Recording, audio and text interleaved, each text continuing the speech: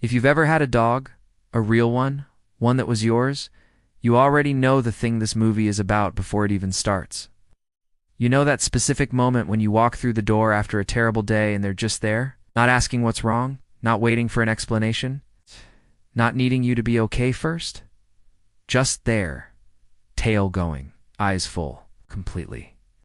Embarrassingly, unconditionally glad that you exist. No human has ever been that happy to see me, just being honest. And that's what DC League of Super Pets quietly understood in a way. I didn't expect from an animated superhero film about talking animals. Underneath all the action and the jokes and the superpowers, this movie is really about that love. The kind that doesn't have conditions. The kind that doesn't keep score.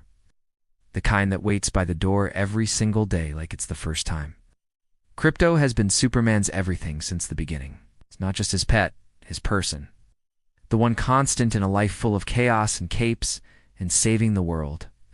And when Superman starts pulling away, starts looking at rings and planning a future that maybe, possibly, doesn't center around the two of them the same way it used to, Krypto doesn't know who he is anymore. I think a lot of people who laughed at that scene have felt that exact thing.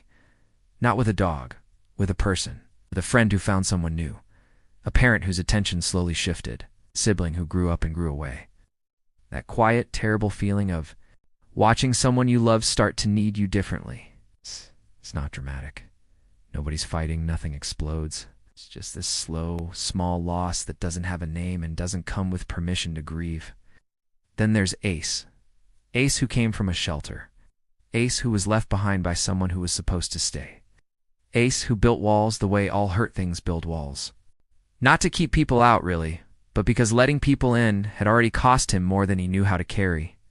And the thing about Ace is, he doesn't need a speech. He doesn't need someone to fix what happened to him. He just needs one person, one ridiculous, overpowered, emotionally confused superdog to show up, consistently, without an agenda, the way dogs do. The way the best people do when you're lucky enough to find them. There's a line in this film that wrecked me more than I expected from something rated PGAs. Tells Krypto that when you really love someone, truly love them, you have to be ready to let them go. Even if it means losing them. Even if it costs you everything. That's not a kid's lesson. It's the hardest adult lesson there is. And they put it in the mouth of a shelter dog who learned it the brutal way, in a cage, waiting for someone who never came back. I sat with that for a while after the credits rolled, because I think most of us love people with one hand slightly closed, holding on just a little too tight, afraid that if we give them the freedom to leave, they will. And maybe they will.